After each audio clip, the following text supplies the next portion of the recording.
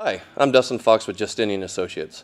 Today, Justinian Lane, a little out of the weather today, so I have myself today and John Abramowitz, and as always, we have our head litigation attorney, Erik Walker. We have some exciting news. Erik just got back arguing an appeal at the 11th Circuit Court of Appeals, and so he's going to kind of walk through a little bit about what that case was and kind of the procedure of an oral argument at the 11th Circuit. So with that, Erik, why don't you kind of briefly touch on that for us? I will. The 11th Circuit, this is a federal court of appeals, sits in Atlanta, covers several states, Georgia, Florida among them. And we had oral argument and thought we'd talk about it today because, amazingly, the people doing oral argument on appeals, who you think would be among the top lawyers in the country, are really often not among the top lawyers in the country. And some of what I saw this past week confirm that yet again, although I see that every time I go. I'm not sure why that's true, why people are so weak sometimes in oral argument. One of the reasons might be the fact that typically in the practice of law, those who are strong writers are not good oral advocates. It's very rare that you have a situation where somebody is good, very strong at both writing and oral advocacy. And so if you put the person who wrote a brief and did a very good job writing it into the spot of defending it orally, often that's not their forte. Another reason is that there are certain nuances to appellate argument that are very different than what an average trial lawyer does, and people who are not experienced at appellate law will end up getting caught in some various traps. So I wanted to talk about three areas of oral argument on appeal and then ask these gentlemen to pop in with any comments they have on it, because a lot of this is similar to the kind of argument you would do to a trial judge, even sometimes to a jury. And the three areas I wanted to focus on are your appearance and behavior in oral argument, your preparation for oral argument, and the argument itself. The first part of this appearance and behavior thing would be, frankly, attire, how you look for the oral argument. The rule of thumb is to dress very conservatively, more so maybe than you would for even a trial. I have done the exact opposite today to show you what not to do. I've dressed colorfully with this purple shirt and purple tie. I kind of like to dress a little bit colorfully. I know John likes to dress colorfully too sometimes. But in the Court of Appeals, we're talking about judges who are generally on the older side. The one rule of thumb is you can't go wrong dressing conservatively. You can't alienate somebody dressing rather flamboyantly. So I think if you're a gentleman and you wear a navy blue or gray suit, pinstripe or solid, white shirt, red tie, the standard conservative outfit, you're fine. You might get away with a light blue Oxford and a blue tie, but basically try to dress conservatively. Ladies, a business suit, dark colors, navy blue, black, gray. I think won't focus on that, but try to dress conservatively. Cover all your tattoos. Make sure that your earrings are only in the ears if you have any. The second rule of thumb is that you should be straight-faced and not react to anything. It may be that in jury trials sometimes it's a good idea to look at the jury and smile or laugh or something of that nature. Not in the Court of Appeals. You want to be as stone-faced as you can be. You want to be very respectful. If you react negatively once to something your opponent is saying, what that can do is, if you don't react the next time he speaks negatively, it might look like you're agreeing with him on that point. So just keep a straight face the whole time, you'll stay out of trouble. Try to avoid walking in and out of the courtroom. In trials, sometimes you'll see lawyers, you'll see people in the gallery walking out to go to the restroom or to step outside for whatever reason. Don't do that in the Court of Appeals. While the Court of Appeals is in session, you stay in that room, you don't leave the room, unless it's just an absolute emergency. The third rule of thumb on your behavior in the Court of Appeals is that you never, ever, ever talk over the judge. And there are two aspects of that. The first, that should go without saying, is you do not interrupt the judge. You never start giving an answer or making a point while the judge is still speaking. And the second rule is, when the judge starts talking, your mouth stops moving. You may say, well, it's very rude of the judge to interrupt me in the middle of my argument. The judge has the right to be rude. For the purposes of oral argument in an appeal, the judges are the gods. You are the mortal. You do not talk when the judge is talking. So if you're in the middle of a sentence and the judge starts speaking, you stop. You don't finish the sentence. I saw a woman in this last argument who just couldn't help herself. She thought that the judges were manipulating her time. And as it turned out, this was one of those oral arguments where that was the case. The judges were there to have their questions answered, not to hear the lawyers say what they wanted to say. And so these judges dominated the discussion, and she wouldn't have it. She was going to get her points out no matter what, and you could just see the ire in the judge's face. Your mouth is never to move while the judge's mouth is moving. And finally, and this is a very subtle issue, and that's how to say no in a court of appeals. It's sort of, the judges do ask a lot of questions, much more so than a trial judge would in a hearing before trial, or some kind of state judge or federal district court judge would. And oftentimes you have to tell the judge that they're wrong, but you don't do it that way. You don't say, no, judge, you're wrong, or no. The answer to that is no. You try to find a more delicate way of responding no. One that I think is an easy one is, not at all, judge. You're saying the same thing as no, but it just sounds better. The judge says, wouldn't this lead to this, this, and this? Not at all, Your Honor. Not at all. Not, no, it wouldn't. Because it just sounds, the word no just has a harsh connotation. Prefacing your answer with all due respect. With all due respect, Your Honor, I don't believe that would occur. Or with all due respect, Your Honor, no, that would not be the result. That can soften the use of the word no. I think you're giving more credence to the plaintiff's argument, the defendant's argument, than it really warrants, Your Honor. Or add the with all due respect. With all due respect, Your Honor, I think you're giving more credence to that point than perhaps it deserves. I understand your point, Your Honor, but I think this case is distinguishable. Any way you can find to soften a no answer, you should do so. So basically, the rule of thumb on behavior is be respectful of the Court of Appeals in what you wear, how you say things, and when you're talking. Do you all want to add anything to that offhand? I mean, that's just a general good rule of thumb in general whenever you're speaking to anyone. Be respectful. You're going to, especially if you disagree with what they have to say. Maybe not with all due respect, because, I mean, we're not, speaking with each other, formally with a judge. But, just outright saying no often will lead to some negative consequences, and it's going to be way more difficult to get your point across. I'm sure that you come across that whenever you deal with your employees from time to time, right? Yes, I mean that's right, and I've never done an appeal the way that you've done, Eric, but I have done oral arguments, and the rules in state court oral argument are basically the same. You defer to the judge at all times in terms of when they talk, and you don't interrupt them under any circumstances. Yeah, there's no quid pro quo here. This is not a mutual respect thing. Well, if I have to let him talk, he's got to let me talk. When the judge opens his mouth, you close your mouth. The second area I want to talk about is preparation, and this is very important because if you're just starting out doing your first appeal or second appeal, you're going to really screw this up. You just can't help it. Every one of us wants to prepare all the things that we think need to be said to the judge. And what a lot of lawyers will do is they'll go back to their brief and they'll prepare an oral argument that repeats every point that they made in their brief. Most of the time, appellate argument is for the purpose of clearing up confusion the judges may have. They're going to read your brief. Often in state court, the judges don't read any briefs. You go down for a hearing, and the judge has never read anything. In the Travis County, for instance, we have what I call the musical judge system, or the musical chairs judging system of hearing motions. You are randomly assigned a judge to hear a motion who may have never done anything with respect to your case. That judge is just given your case, given your motion to handle that day. You go into the courtroom and the judge says, all right, Mr. Abramowitz or Mr. Fox, you will be assigned to Judge Smith this morning. Take the file down to Judge Smith, tell him what your motion's about, get a ruling. Judge Smith hasn't read your motion. That's not the case in a court of appeals. Whether it's the state court of appeals or the federal court of appeals, the judges will have read the briefs. They don't need to hear you go back and repeat what was said in your briefs. They don't want to hear you repeat what was said in your briefs. They have read the briefs and they have a set of questions, issues they need clarified based on what is in your briefs.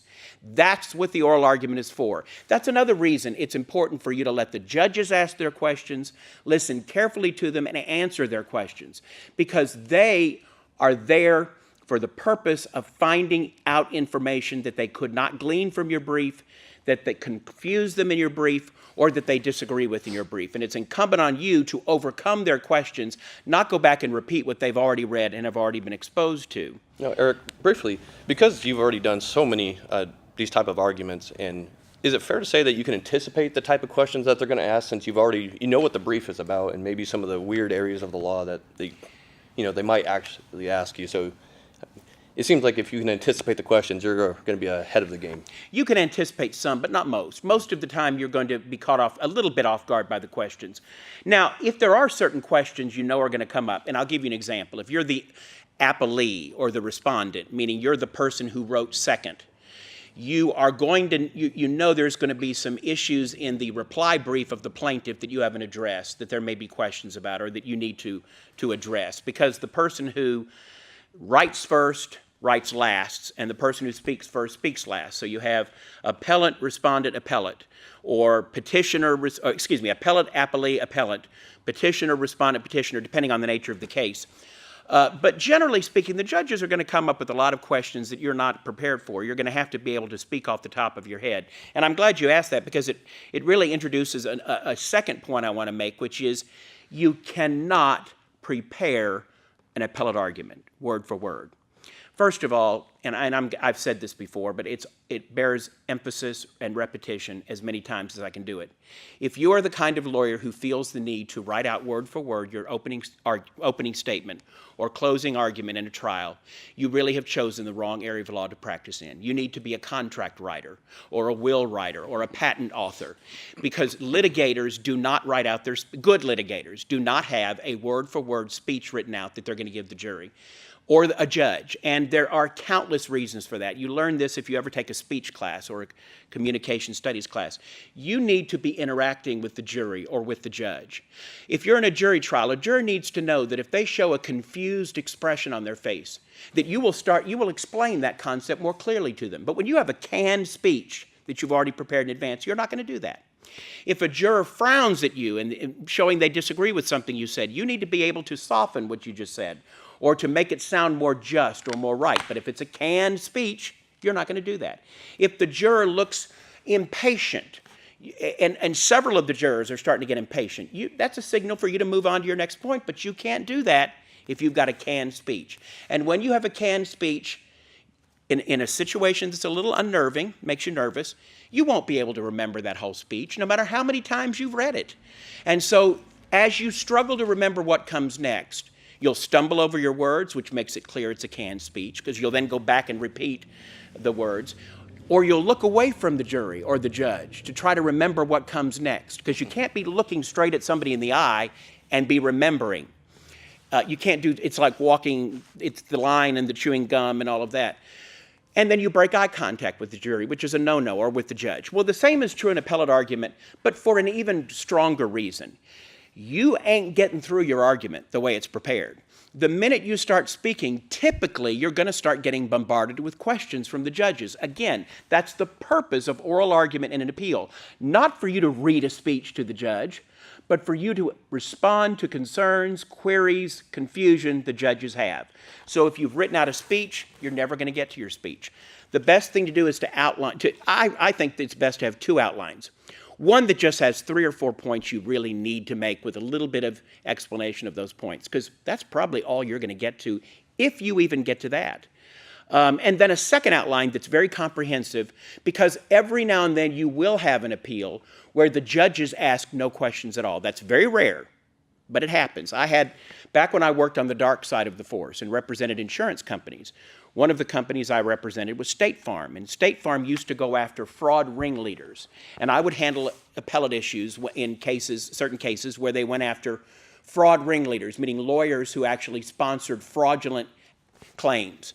And we were going after a lawyer in Houston, State Farm, and I and the lawyer that I worked with on this, who had had 3 cases his entire legal career against State Farm until he hired a convicted felon who had been convicted of insurance fraud in California to come down and be his paralegal. And the next year he had 170 cases against State Farm. So he went from 3 cases in his career to 170 cases in 1 year to 150 the next year, all of which were sudden stop cases, where one car stops in front of the other and they run in, the other car runs into the front car and the front car sues. I think that's the swoop and swap from the commercial. It's often called, swoop and, I can't remember, swoop something, or sudden stop, but it would involve a car that had just been purchased for a very small amount. And just the facts were all, the judges were so angry at this lawyer who chose to represent himself on appeal, an absolute no-no, that they were going to just let everybody say what they had to say and then ruled in our favor. The appeal was over whether we could get bank records from this guy to show that he was misappropriating funds and putting funds in his operating account that should have been in his trust account, various things. And my theme was follow the money. If you want to prove someone guilty of fraud, you follow the money, and that's why we needed these bank records. And I remember that there wasn't a single question of me except for one question, which we'll talk about a little bit later, which was a softball, where one of the judges said, and Mr. Walker, isn't it true that these records actually don't belong to this lawyer? They belong to the bank. And I said, well, that's true, Your Honor, and that's why some of his arguments on privacy and privilege are invalid. But the point is, you should have two arguments prepared. One, if the appellate argument goes the way it normally would, which is a very brief outline of a very few points, and then a more comprehensive outline if the judges do set you free, which is very, very rare. Now, with regard, this goes back to Dustin's question, you should anticipate some things that you think the judge is definitely going to ask, and there's no reason you can't have a essentially canned answer to that, not canned word for word, but one that you may have practiced a few times so that the precise words are going to be spontaneous, but you generally have a good idea of what they're going to be because you practiced it over and over again. And so that's preparation, I think, in a nutshell. Well, when I go and argue in state court, one of the things I try to do, and it's not always possible depending on what else I'm doing at the time, I try to know my cases and my cases that I've cited in my motion and my facts as inside and out as I possibly can. And the reason for that is, depending on what questions the judge asks you, the more informed you can sound and the more you can tell the judge, no, Your Honor, if you look in this case, you will see that it actually says this, even though opposing counsel says it says this other thing. The more likely you are to get what you want from the judge. And that's the point of a hearing. And what John is referring to is that when you write a brief to a court, whether it's a motion, a response to a motion, you cite appellate cases that establish the law in that area. Essentially, there are two ways. The law consists of two things, generally two things. It's other things too, but it consists of statutes, that is, laws passed by the legislature and signed by the governor or signed by the president if it's federal law, and cases decided by appellate courts that establish the law. They may be cases interpreting a statute or cases that are establishing what we call the common law, which is court-created law. And you cite these cases in your brief as authority for the arguments you're making. You need to, before an oral argument, and that's true in appellate context in particular, you need to go back and reread those cases because frequently the judges will ask questions about the cases or your opponent will misrepresent the cases. Defense lawyers are notorious for misrepresenting cases. In their briefs, they'll often take 3 or 4 words out of a case and put quote marks around it, then end the quote marks, and then add their own little flavor in there, their argument, and then have 3 or 4 more words with quote marks around it. And what they've done is completely distorted what the court was saying by adding their own words in there outside the quote marks. Happens all the time. And it's notorious for our friends on the other side, the defense lawyers in civil cases, to do that. So you need to know the cases, as John said, that you cite in your briefs inside out so you can answer judges' questions on them. You don't start reciting cases and discussing them unless you're asked about them or your opponent cites them or they really do support your case. The last thing I wanted to talk about is just the argument itself, and I have a number of points that I'll try to make briefly on this. Again, I'm sorry. Quickly, to punctuate your point, Eric, people would be surprised how many arguments I've won in court just by showing that the defense's, the deposition that they're citing or the case that they're citing doesn't say what they say it says. Do not take that for granted, ever. Did the judge actually come down pretty hard on opposing counsel for that? Because it seems like they're really misrepresenting what they're trying to say on purpose. Not as hard as I would have hoped, to be honest. My very first oral argument was a case where it was a motion for a new trial, and literally every case that the defense lawyer cited stood for basically the exact opposite of what the defense lawyer said it did.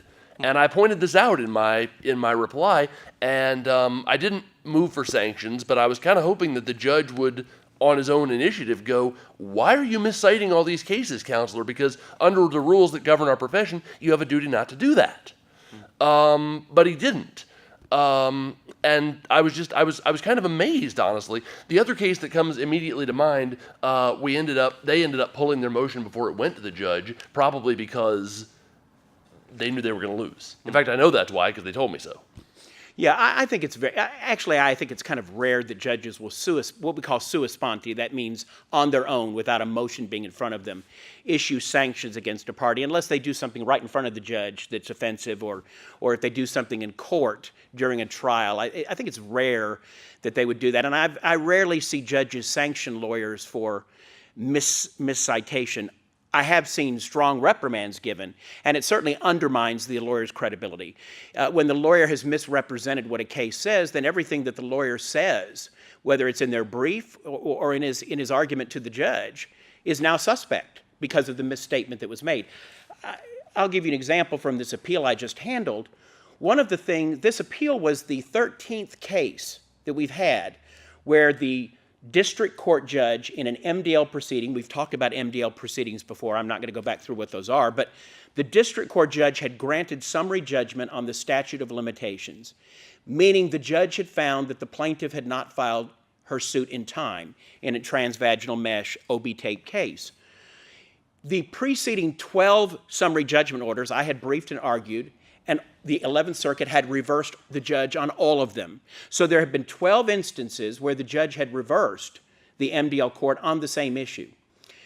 That happened, though, after I had already written my opening brief in this case. So I couldn't reference those prior orders because my brief was written before the Court of Appeals had ruled. However, the defendant's responsive brief was due after those orders had been reversed.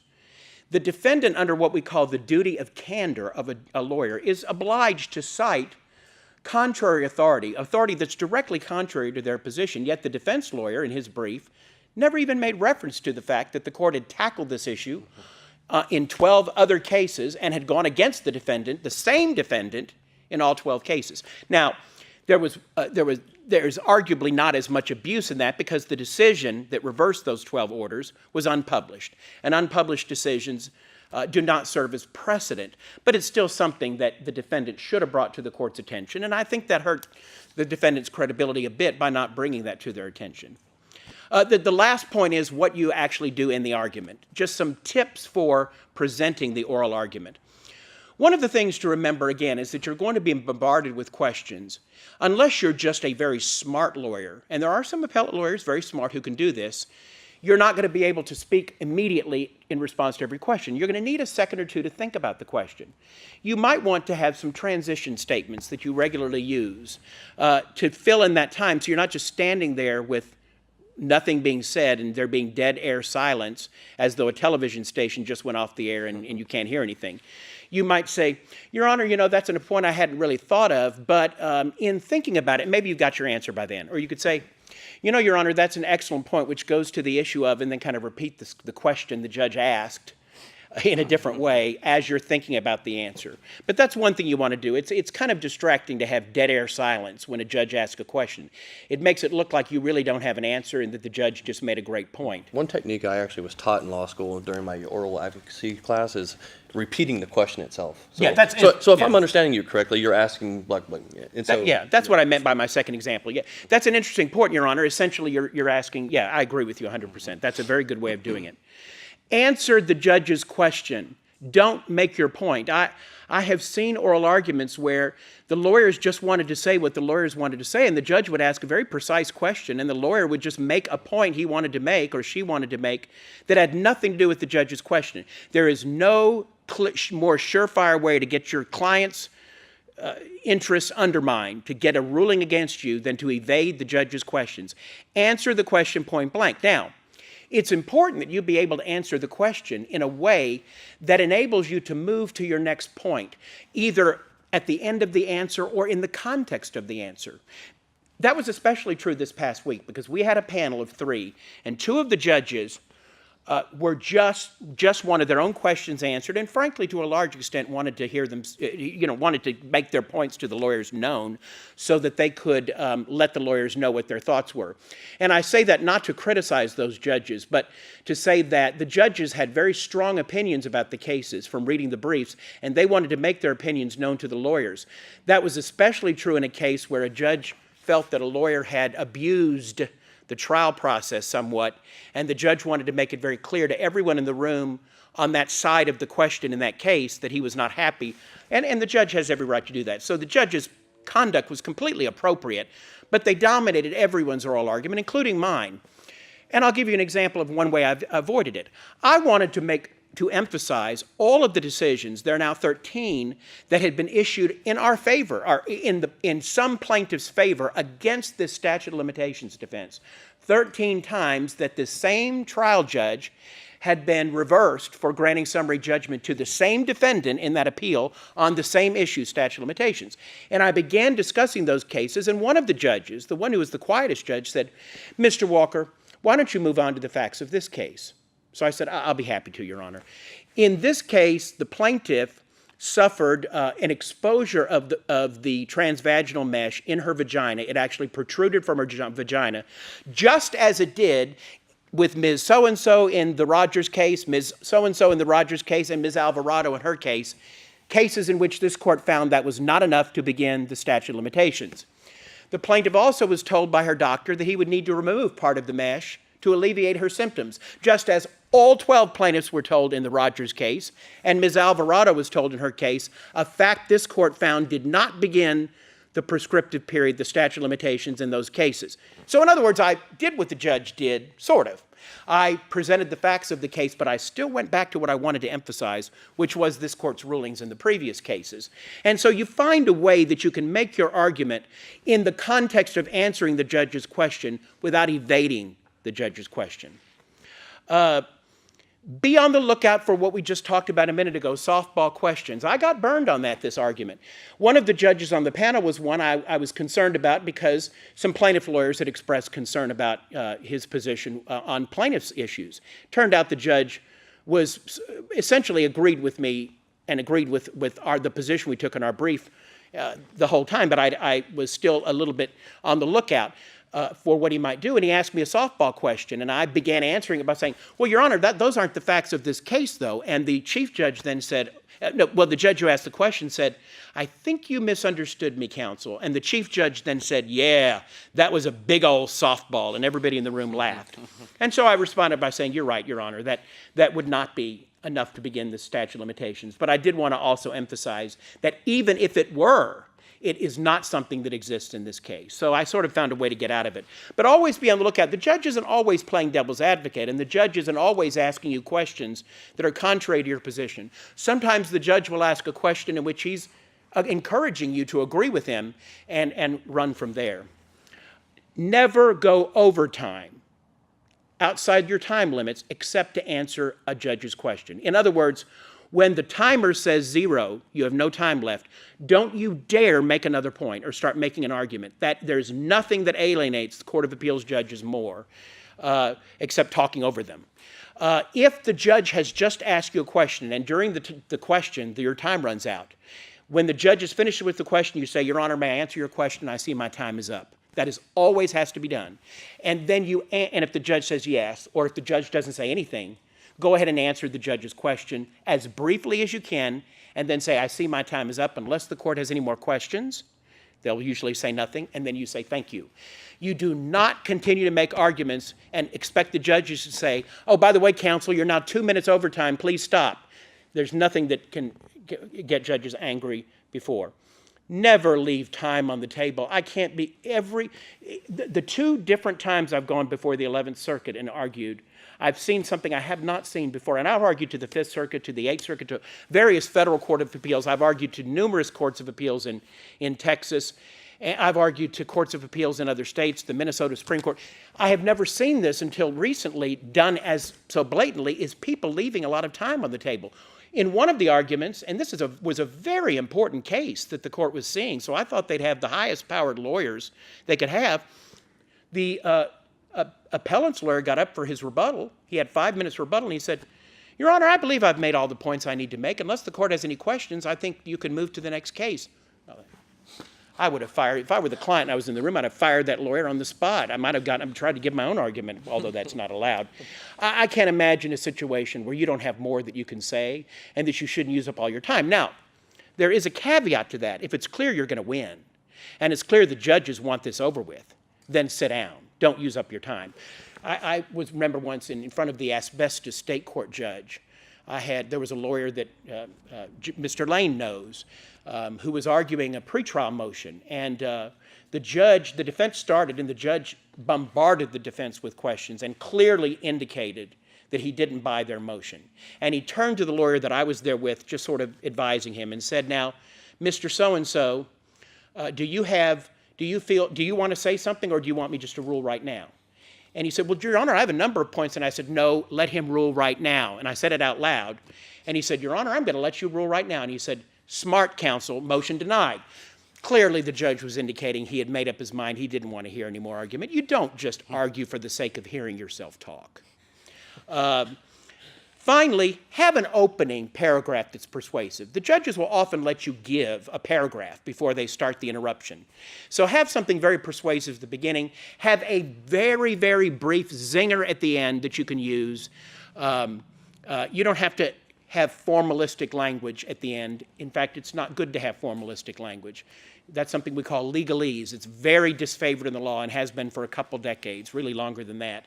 Don't use legalese. Have just a very persuasive way to begin and end your presentation.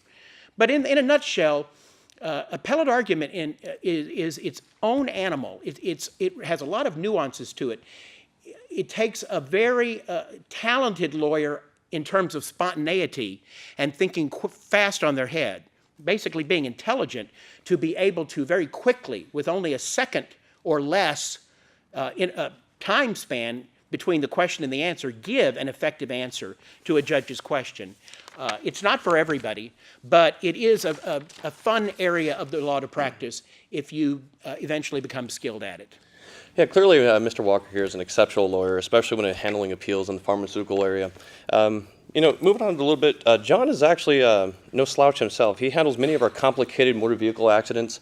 If there's ever a complicated legal issue, these are the two that we probably go to first to do a little bit of research or maybe do an oral argument with it. But one issue John comes up quite often in these motor vehicle accidents is defense experts attacking our clients' medical records or maybe even attacking our own experts. And John, I'm sure you have many experiences with this, but if you could touch on that and maybe some of your thoughts or maybe even some personal experiences you've had with that. I'm very flattered by the praise, but one of the reasons that you really, really, really want to hire a lawyer in most of these car accident cases, or car collision cases, I like to say, is because you and the insurance adjuster are not on equal footing. You're really not, for two reasons. One is they have the money. But the other reason is that Geico and Progressive and Farmers and Allstate and State Farm and ACCC and all the others have endless resources with which they can hire all sorts of so-called experts to evaluate your client's medical, or your medical records and your medical bills, and come up with all sorts of arguments which may or may not be valid. And once we file a lawsuit, we can test the validity of their arguments. Now in Texas, there's several rules about admitting what's called expert testimony, but the two that I deal with most frequently are, number one, the expert has to be qualified to offer the testimony. That means that they have to have education, training, knowledge, and experience sufficient to let them render an opinion on whatever issue it is that they're trying to offer an opinion on. And the other one is that their testimony has to be reliable. The foundation for their testimony has to be reliable. They can't just come in and say, I'm Dr. Chop 'em and kill 'em, and I've had 25 years of experience doing spine surgeries, and so I'm going to say that this guy's spine surgery should have been done for half the price at which this other doctor did it. Right? They can't do that. You have to show that there's a reliable basis for them saying that the spine surgery should have been half the price it was. And by the way, you have to show that the doctor knows anything about the price for medical treatment, which most doctors don't. I recently had this issue. I had an orthopedic surgeon come in and try to say, they're still trying to do it. I filed a motion to get it struck. The hearing's on the 15th, so have me back next month. We'll talk about how it went. But the spine surgeon, the orthopedic surgeon, came in and tried to say, based on my knowledge and experience and education as a doctor, I think that all this treatment was greatly overpriced. And so I questioned him, and I said, doctor, do you have any experience setting prices, for example, in hospitals? Well, no. Have you ever been responsible for maintaining the charge master at a hospital, which keeps all the prices for all the services? That's where they store them. Charge master is a database kept by a hospital of every price for every service and procedure that they provide. He said, no. I said, well, wait a minute, but you have admitting privileges at these 9 hospitals, right, doctor? Well, yes, I do. You've never kept up with any other charge masters? No. He literally started by saying, I don't do billing at hospitals. That literally... Because I asked him, I said, so the prices are kept on a charge master, right, Dr. So-and-so? Well, yes, I think that's true. I said, well, you say you think it's true. Wouldn't you know it's true? Well, I don't do billing at hospitals. You can imagine the fun I had with that when I wrote my motion. I would imagine so. So this motion is actually to get him disqualified. That's right. That's right. That's right. There's a term actually for what John is speaking of on there being a foundation for the expert's testimony, and it's called ipse dixit. It's a Latin phrase that means it's so because I said it so. And one of the things the law does not allow in most jurisdictions, and Texas is one of them, is for experts to give ipse dixit opinions, where there's no real basis for what they have to say other than the fact, I'm a big wig, I got lots of years of schooling, got lots of experience, so if I say it, you should accept it just because I said it. Courts don't allow that. There has to be some basis for the opinion beyond merely the expert's experience, unless the expert somehow ties his experience into the particular opinion that he gives. Right, and sometimes what the defense experts will often try to do is they'll use bases that are just not acceptable. Okay, for example, I once had a doctor that tried to give his opinions, a defense doctor, tried to give his opinions about what sort of treatment my client should have had based on something called the Official Disability Guidelines. I had great fun with this because the Official Disability Guidelines are a set of rules propagated by the insurance industry. They are used by statute, by law, in workers' comp cases, but outside of that, they are accepted nowhere. No medical community that I'm aware of has accepted them as a valid basis for making opinions or judgments about frequency and duration of treatment. None. Not the American Medical Association, not any chiropractic group, nobody. And so I pointed that out to the court, and the judge said, you know what, Mr. Abramowitz, you're right. That is not a valid basis. It is not accepted by the relevant medical communities. We can't have it. And that's again, a reason you should hire a lawyer in these cases, because Joe off the street, most people don't know what kind of credentials these people have and what kind of credentials their methodologies have. Have they been peer reviewed? Are they accepted in relevant medical communities? Are they widely used? Most people don't know that and don't have the resources or the time to find it out. We do. Absolutely. I mean, not every single personal injury case requires an attorney, but when they do for a reason. Cases can get very complicated, and luckily we have some very, very knowledgeable attorneys who know how to navigate this system. Peer review, by the way, is a way of saying that an article that an expert relies upon is not just some article that appeared in the National Enquirer. It's an article that is in a prominent journal typically in that field, but peer review means that the publishers or editors of that journal gave the article to other experts in the field and had them review this author's work and validate it before they published the article. And generally, peer-reviewed articles are given much more credence than articles that are not peer-reviewed. Yeah. I know that we have an exciting January, February, March coming up. The first quarter is going to be filled with I'm not even sure how many trials we have set for the first quarter, but I know that 2018 is going to be very busy, so we're going to have lots of updates with some trial victories, hopefully. And I know, do you have any other Court of Appeal arguments coming up? Yeah, I have one March 5th, the week of March 5th, on exactly the same issue. So it'll be interesting to see what happens. these opinions that we've gotten on the 13 cases to date, neither of them have been published. We are now in the process. We just filed a motion to publish one of them yesterday. We're going to move to publish the other one so that when the court gets this case coming up in March, they can actually rely on what they've done previously and don't have to reinvent the wheel and analyze all the issues again. But when a decision is unpublished, unfortunately, that's what they have to do. How long does that usually take for that decision to come out, whether or not they're going to publish the opinion? It just varies. There's no telling. With the Court of Appeals, I've had appeals. I had an appeal before the Fifth Circuit sitting in New Orleans where I argued the appeal on a Monday and we got the decision on Friday of that week. On the other end, I've had cases where it took 2 years before the Court of Appeals ruled. So it's very difficult. This 11th Circuit has been ruling fairly quickly after oral argument, within a few months after the oral argument, which is kind of fast. I think the first one we had, the court ruled 2 or 3 months after oral argument, and that's a pretty good speed for a Federal Circuit Court of Appeals. Well, thank you again for joining us here in this video. Again, we have Erik Walker and first-timer John Abramowitz. Hopefully he'll be back on the show. Hopefully JC is back soon and feeling better. And again, I'm Dustin Fox with Justinian Associates. Thank you for joining us.